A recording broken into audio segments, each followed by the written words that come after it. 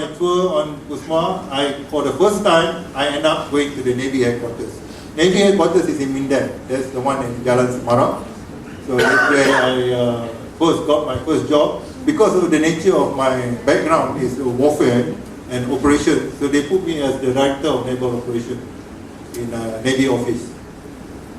Then from there, I went to Australia actually to take up my masters, because I need the masters to be a captain. To be a captain, you have to have a master.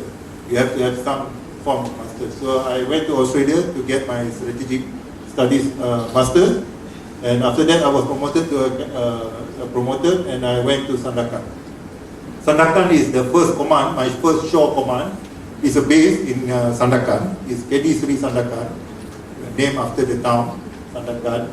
And I had a short tour there, about 1 year, and it was very nice. Anybody here from Sabah? Yes. I must, okay, Sabah. And I find that Sabah people is very friendly. Much more friendlier than the Semenanjung people. I think Semenanjung people only a bit snobbish sometimes. Sad to say, I'm from Semenanjung, but Sabah is, I've never met people there. The friendliest, they are like the Scottish, if you know Scots people, Sabah people are like that. They are very friendly and very helpful. Then after my tour in Sandakan, I was brought back to KL to become the director of Defence Operations Center, where my job was to look after the whole Malaysian Armed Forces defence operation. It's underground. We have a bunker, we call it. We are supposed to be able to withstand any bomb. So if there's war in Malaysia, the safest place is the Defence Operation Center, because it's underground. And I'll probably be the last survivor of this in these countries. Okay, that was 2006. Next. Then I end up from 2 years in Malaysian Armed Forces headquarters. They form up a new organization called the Joint Force, where the Army, Navy and Air Force work together, and I was the director of the Joint Operation for the Joint Force Command. Then I ended up becoming the Chief of Staff in the Fleet Headquarters. I went back to Fleet Headquarters. I put up my 1-star. So that job is a 1-star job. First time I became an Admiral, 2009. And from the Chief of Staff, after 2 years as Chief of Staff, I had my first command, because even as an Admiral, you also have to command. So you command a region. And I got the 3rd region, which is in Langkawi. And my job was to ensure the safety of Malacca Strait and the safety of the entrance of the Indian Ocean. So that was the task that's given to me. I have ships that come from Lumut, that come and assigned to me. And I have a headquarters in Langkawi, and that was a holiday. Every day is a holiday to me, because Langkawi is a holiday place. I think I almost wanted to buy a house in Langkawi, because I thought retirement and then go to Langkawi. But lucky I didn't do that, because I was so fascinated with Langkawi. And then 2013 brought me back to headquarters. Again, you see, it's always about operation. That's the only thing the Navy trusts me with. The others they don't trust, human resource or plan. I always end up doing operation. And this job exposed me to a lot of international relations. I have a lot of friends around the world. And so because operation and exercises involve a lot of international navies. One of the departments under me is international relations. So, in fact, all the defense attaches in KL, we are friends, including the Chinese PA, which is my closest friend, because I was trained in China. Then, 2016, this is where I am. So, Naval Education Commander, the headmaster of the Navy, responsible for the entire training of the whole Navy. And another magic day, 17, this is a retirement year. Next year, I am done. It's time for me to rest. After 20 years old until 60 years old, I'm going to be 59, and soon will be 60. And 60 is compulsory retirement for the Malaysian civil servant, including the military. And I look forward to my retirement. I get to go on leave. That's on the 8th of February. After the 8th of February, come 1st September, because my birthday is on the 31st of August, come 1st of September, I can remove my uniform. So I put my uniform in the closet. So that's me, and that's what the Navy is all about actually. You know, if you look at our gentlemen here, I mean, they will go through something maybe a bit different, you know, but it's almost the same. Everybody he get, for example, like Sharom, later on he put out his 1 star, he will have a, you know, a regional command, and then he will become one of the assistant chief of staff, is something like that. But I never end up becoming the chief of Navy because I'm a bad boy. And this is maybe for you to learn not to be like me. Okay, now this is something I want to share with you. These are some of my thoughts as a trainee. You know, sometimes when you go through a training process, I hope you are okay there.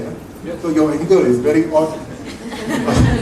I'm not blocking you. Kalau ni, please say. So I use this as a, you know, I try to recall back what actually the pertinent things about certain event that happened during my time as a trainee. I learned that everything happened for a reason. Yes. This is one thing as a Muslim, kita kena percaya that, you know, setiap benda yang berlaku tu ada hikmah dia. So there must be a reason for that. Why I joined the Navy, for what? Then when you think back when you do something bad, for example, like do not do unto others, it will do unto you. You buat jahat kat orang, you know, I used to do something bad to somebody. And I get it back, you know, the same treatment I get back. So this is something as a trainee I learned, that I hope that you will not do this kind of thing. That, you know, you do bad things to people and then you end up. And failing to plan is planning to fail is very important for us as a trainee. That we must plan our days. You know? Kalau tidak, you know, we are heading for trouble. Always apply the 5 minutes rule. This is from my instructor. If you apply 5 minutes rule, kalau kata you have to be here at 2:30, you be here at 2:25. Then you'll never be late. That's called 5 minute rule. This is something I learned as a cadet, which I apply until now as an Admiral, so I still do the same thing. Apply this, do it. This is one of my instructor, the country instructor. He's just a GI. Dia kata, Dato, kita apply this, do it, you know. Doa, usaha, ikhtiar dan tawakal. You doa, you work for it, you think about how to do it, and then you tawakal. So that's all you can do. The rest is divine. This is from my former instructor. Always worry, but I have my worry about that because very stressful.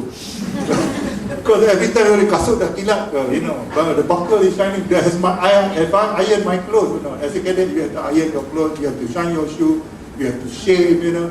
So you have to worry. Dah buat ke belum? Dah buat, every time you have to worry. So he say, cadet must always worry. So but at this age, I don't think that is correct. But you know, I survive because I worry a lot. Then this is, I think, is very natural. Always give your best. If your best is no good, too bad. That's the best you can do. So don't be so overly worried about it. You have given your best in your life, and you know, it doesn't come your way. That's it. You know, there's nothing much you can do. As a commanding officer, these 4 things, you know, is very close to my heart. One is you must always listen to your heart. As a captain of a ship, the life of the people on board and the ship itself is your responsibility. Sometimes God gives you the extra sense, and if you don't listen to that sense, then you are actually losing. You're putting your ship into danger. Because, for example, you know, something happened to me when I was asleep. You know, the way the ship roll is different. The way the ship roll, because you're so used to your ship, your ship is like part of you. As a captain, only the captain will feel this. You feel that the rolling is different. Then you say something is not right. This is not the normal way the ship rolls. And the next thing, I think I better go up and have a look. What is it all about? I went up, and next to me was this big ship, you know. and we are almost on a collision course. And of course, I managed to save the ship at the last minute. But if I did not take heed of that, I would not be here. I think my ship would be cut into two. So it was a big ship, and just a small ship. So you ask any captain of ships, they will say this. Betul tak, Syarul? God will speak to you because God wants to save the other people on board the ship, not save you. To save the other people. And God will give you that kind of extra sense. So this is something that you will get. I don't know. It happens as an onboard ship. Then professionalism to me is always about segera. If you call yourself a professional, you must do things fast. You must be able to do it perfectly, and you must be able to do it safely. If not, you are not a professional yet. So in order to do that, you must know your stuff. If you do not know, you cannot do that part. You cannot do it perfectly. And this is important for a ship. The next thing is maintenance, because maintenance is always about readiness of the ship. And simple thing, this was taught to me by my squadron leader, that always ensure that your ship is clean. Anything that is moving must be greased. They have different type of grease for different purposes. And anything that is have a bolt, it must be tightened. Because if it's not, it will vibrate and it will cause damage. Simple. Tak payah nak fikir banyak-banyak. Just ensure that everything is clean. That means ada orang yang nak tengok benda tu, people and observe about the equipment. And of course, attention to details. There's no shortcut. Because this is about life, this is about the government property, millions of dollars, involved. If something happens, not only the ship is lost, but also human life is lost. Okay, next. Then, when as a head of department, this is ashore, I learned that if two people think alike, the others is not required. Because in a meeting, when I'm a HOD, I find that there are people who are so quiet, from the beginning of the meeting until the end of the meeting, they got nothing to say. They're not contributing much.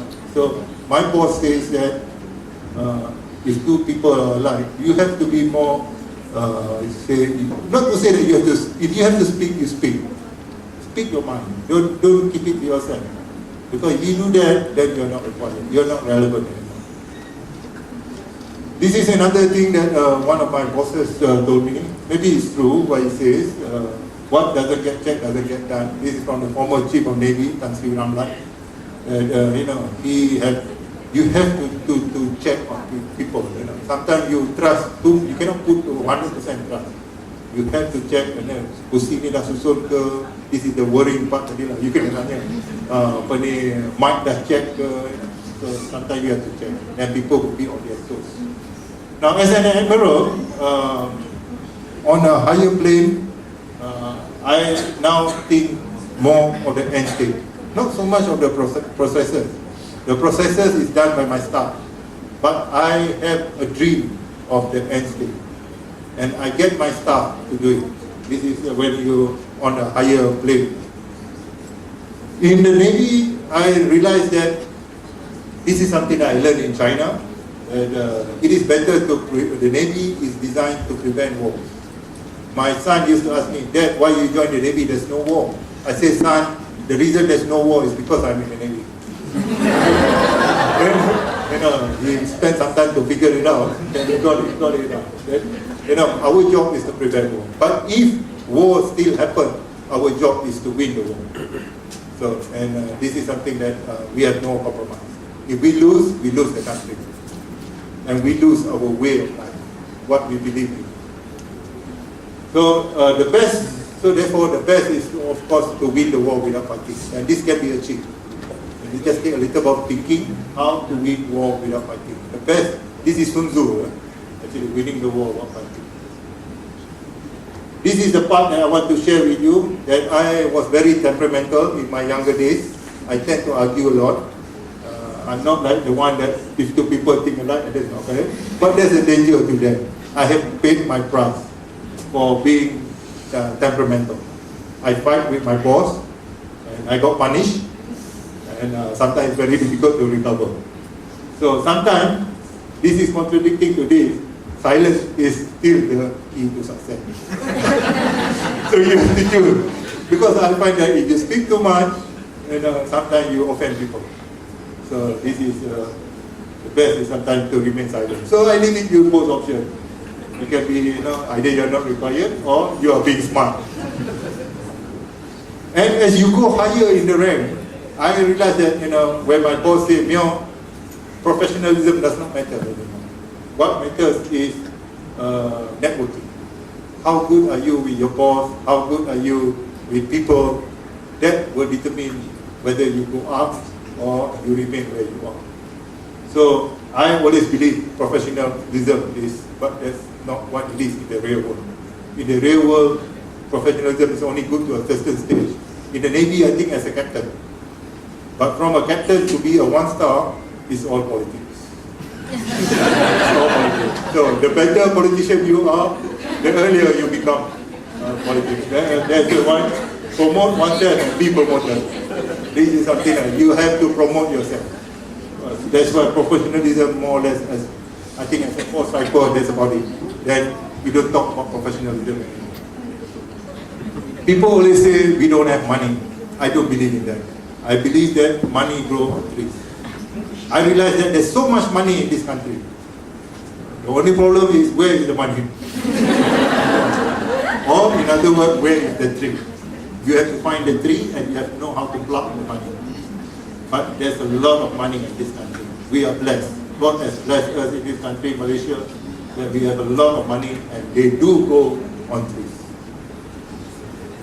This is another one. I always found out in life, there's always opposition. For every one follower you have, you always have 3 oppositions. And you must convince this opposition to follow you. And that's the challenge. It's not a problem, it's a challenge. So this is, I suppose, what life is all about. Next. Now I like to share Chinese philosophy. I'm fascinated with China. I love China. I don't know, I was educated in the West. For many years, I believed in the Western philosophy. But when I went to China and was educated in Beijing, I find that how wrong I was to a certain degree. For example, I like this last one.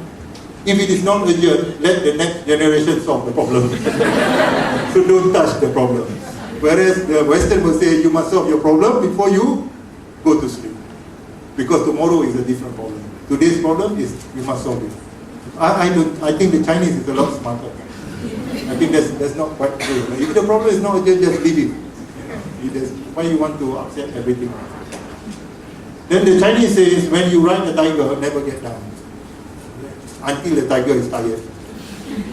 Because if you do get down, you'll get to trouble. The tiger will eat you. So it's better when you have something that you have hold on to, you finish it off. Right? Jangan buat benda separuh hati. I always stick to that. Never get down from a tiger. I want to tell you a story about who, what, and when is the most important. Maybe some of you have heard about this. I cut the story short because the Chinese, they kena cerita dulu. They have to tell a story and then only you learn from the story. Just to keep it simple, cerita dia panjang. But I make it short because we are running out of time. You see, this emperor wanted to know, one of the emperor of China wanted to know who is the most important person in the world, what is the most important person in the world, and when is the most important person in the world. So he called all his court official, and asked. They say, "Oh, emperor, you are the most important person in the world because you can kill people, you have a lot of money, you can do things." No, he is not convinced about that. So one day, because even his ambassador from various countries gave him, he's not happy with the answer. So what he did, he went to the village. He dressed up as a commoner. He went to the village and he went suddenly. He needed a place to stay. So he went to this rumah kampung, knocked at the door. So the man opened, and without asking much question, he said, "Do you have a place for me to stay? My house is very small, but if you want to stay, you can stay up in the attic." So dia pun pergi ke attic. It was fine. Just staying for a night. So the emperor tu pergi dekat attic, and while he was sleeping, he heard these horses. The soldiers with horses. They were actually searching for somebody. A thief, and they knocked at this old man punya rumah. Kata do you see anybody here? But the old man said, no, I didn't see anybody. But the emperor was watching from the attic, the whole incident, when the military officer was asking about, that anybody has seen anybody. But the old man said, no, I did not see anybody. And so the emperor said, you don't lie. He said, no, I'm not lying. So then off it goes. Then the emperor came down and asked the old man, why did you lie? You know that I'm up there. For all you know, the soldiers were looking for me. But you didn't tell the soldiers that I'm up in the attic. So the old man said, at that moment I have to make a decision. Either to tell about you or not about you. Because I don't know who you are. So I consider you are the most important person at that time. And I cannot tell the soldiers that you are there, because they might kill you. And I have to make the decision at that point in time. That struck the emperor, that actually the most important person in the world is the one in front of you.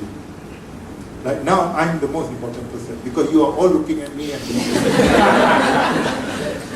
So if you are looking at the baby is the most important person in the world, because at that time the baby needs your attention. And if you ignore, then you are ignoring the most important person in the world at that time. And for whatever reason, for me now, because you want to listen to what I have to say. So that's the most important thing for you, to listen to what I have to say. And I'm the most important person, and when is the moment? Now. This very moment. So that struck the emperor about who and what is the most important person. Then this is something I learned in China, which I find that is very menakjubkan. It's different. And finally, the Chinese believe that there are three types of workers. Again, a long story, but cut it short. I'm almost finishing. After this is I'm done. The three types of workers, bricklayers. Yudan is a philosopher. He went to a village and he asked three bricklayers, tukang batu, susung batu. He asked the first bricklayer, what are you doing? The first bricklayer answered him and said, you must be very stupid, to ask me a very stupid question. You can see what I'm doing. I am laying bricks. So why are you asking me a stupid question? So Yudan said, thank you very much. So he didn't get very upset about that. So he just went to the next bricklayer and still asked the next bricklayer, bricklayer, what are you doing? And this second bricklayer says, I am building a wall. My supervisor says I must build a wall. It's 6 feet high and it must be straight here, and I'm doing it as what he requires. Okay? Second bricklayer gives a different answer. Still a bricklayer under the same outside. Then he went to the third bricklayer and said, bricklayer, what are you doing? He said, I'm building a temple. I must build this temple properly so that the people come and pray and it will bring wealth to my country and I will benefit out of it. So Yudan says that the three bricklayers have got three different kind of answers. One is very angry because he's only probably earn a living. His job is just dapat duit after this, that's it lah. I hate his job. The second bricklayer is a bit professional. He buat benda betul so that he get it right. And the most important is the third bricklayer who says that the holistic, the end state, as I say. You must remember, you are born for a purpose. It's just not to become a professional, but you are to serve your country. It's about king and country again. Some people say I'm wrong. Some people say you serve the government. I don't serve the government. I find it, my job is more for my king and the country is you. My job is to serve you. So you must look at your holistic purpose in life. What is actually what Yudan said, with the third bricklayer. Think about it. Simple, but very meaningful. Okay, that's about it. Next, I think I will have one show to show you before we end. This is by Admiral William Raven. Watch this if you have not seen it. It's simple, but it's very impactful. Enjoy. Okay, can we down the line?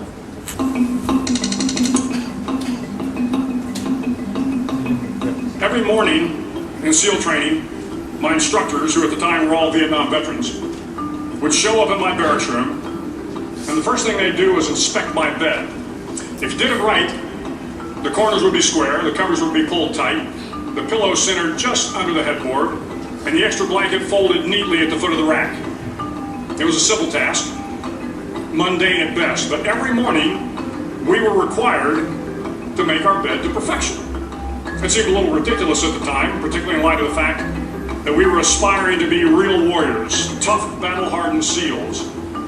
But the wisdom of this simple act has been proven to me many times over. If you make your bed every morning, you will have accomplished the first task of the day. It will give you a small sense of pride, and it will encourage you to do another task, and another, and another. And by the end of the day, that one task completed will have turned into many tasks completed. Making your bed will also reinforce the fact that the little things in life matter. If you can't do the little things right, you'll never be able to do the big things right. And if by chance you have a miserable day, you will come home to a bed that is made. That you made. And a made bed gives you encouragement that tomorrow will be better. So if you want to change the world, start off by making your bed.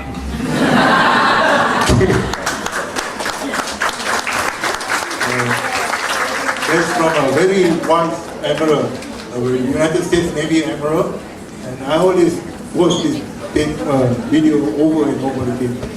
So I think the message is very powerful. So that's it. I'm done. I'm sorry because we started late, so I've taken a little bit of time. I'm open for any discussion, anything that you like to clarify on my talk. My basic approach was to show you the Navy, what the Royal Malaysian Navy is all about, and how I am part of that Navy as a subject of one of the many. There are 2,000 officers in the Navy. I'm just one of them. So I'm open for any question. Please don't be shy. Kalau you don't be if two people think alike, the other person is not required. But silence is also the best policy. So please, anybody? Yes, please. Hello, my name is Ade. I'm a second year student in UNTA doing Bachelor in Education. Just recently, I think on 23rd June, this is probably concerning about geopolitics and maybe will have a direct impact on Navy. So President Jokowi visited Natuna, a sea in within Indonesia Sea, and they say that Natuna is within the region, and they have like disputes with China and Malaysia as well. The response from Indonesian newspaper is quite provocative in a way that it provoked Malaysia as well. And if say, I don't want war, but if say we are to embark on that journey, how do you think Malaysia would do? We've got, this question has a lot more, like, the perception of we have a submarine which cannot do well. So how do you deal with this perception and the reality that's going on? Okay, thank you, Ade. There's two parts of your question. Okay, let's give a round of applause to Ade. Ade was very worried about the Indonesian response. I think recently you heard in the news about the Charlie 130, the Air Force Charlie 130, apparently being intercepted by the F-16. So what actually, to my knowledge, what I've read in the paper, I have not in consultation with the Chief of Air Force is my classmate, but it's not my job to go and ask him. But anyway, what I would make to understand that the aircraft flew under the normal flight path, because we have a corridor, we call it a corridor, the sea corridor and also the air corridor, where the aircraft flew, and apparently the ground control detected that the aircraft is astray. and they sent an aircraft to check, and there was no real intercept. The word intercept is being, you are being harassed, but there was no harassment. So the Indonesian, there's any Indonesian around here? I think Indonesian, I'm on the bracket. The Indonesian is very smart. Because they just had a conflict with China about the area, as you mentioned, the sea. And what they do is to publicize on the issue. And that would detract. Sometimes this is the way the political or the strategic game is played. You want to disregard certain issue, you create another issue. So this is my belief. We have no problem with Indonesia. Our two defense ministers are best of friends. Right to do, right to do. I think best of friend with Dato Sri Shamuddin. And so for us to go to war with Indonesia, I think that it will be the last thing that you can imagine. Because it will be very stupid on Indonesia and be very stupid on Malaysia to do that. So the best thing is for us to, whatever misunderstanding we have, is to resolve at the table. And that is what you say, preventing war from happening. Now, if you are saying that are we capable or not to defend ourselves, yes, we are. I think it's not a big issue about defending. But of course, today you don't work alone. We have friends, we have allies, and the world is interconnected. You don't go to war, kata macam say China and Vietnam goes to war and the whole world keeps quiet about it. The whole world will harp on China. You are bullying Vietnam. So equally, if anything happens between states, then it's not going to be just between the two states. The whole world will get involved because of the nature of the networking today. Now, going back to, kalau you worry about this is your submarine. Where are you from, Malay? Huh? Kelantan. Okay, you are Kelantan, you are Malaysian. This is a Malaysian submarine. There's nothing wrong with the submarine. I don't know why people are so worried about the submarine. We have brought Lim Guang in and sailed and done. And he say now, oh yes, the submarine can die. There's nothing wrong with the submarine. Believe me, I'm telling you that we are the best. We have the best submarine in the world for its class. Because this is not something I'm just saying because I'm in the Navy. Because it is. It is the most sophisticated submarine at this time. Because we bought two brand new Scorpion. And this submarine, but we, when an aircraft, for example, a Malaysian airline, the aircraft wants to fly, they have a check. Kalau things are not working, we say, well, let's get it repaired. What's the hurry? We have another aircraft. So same goes with submarine. Before they die, they have a check. Oh, the pressure is a bit, but you can die. There's no worries about that. So why do you want to take the risk when you can repair it? You can still die. But there's no worries. So trust me that the submarine is perfect and we have the best. And people now envy, Indonesia put envy, they are trying to get another submarine to outdo us. Fine. That's how life is. When we will get something better later on. As time goes by, you see the fleet. When I was a young officer, it was just a petrol boat. Now we have all the big ships around. So life is like that. I hope that answers your question, Ali. Have full confidence that one thing, we are here to prevent war from happening. Deterrence. But if people are not scared of us and they want to bully us, we will win the war. We will win the war. With ourselves or with from a system of our airline. We have friends. And war is not about single country and single country.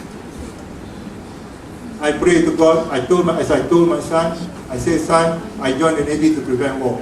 I got a few more months, 7 months. If I can retire without going to war, I've done my job. Because my job was to prevent war. And I did it for the last 40 years. So now it's up to the guys who are serving to make sure that war doesn't happen. If war happens, they have to make sure they win. I'm done. I will be a gardener at that time. I got nothing.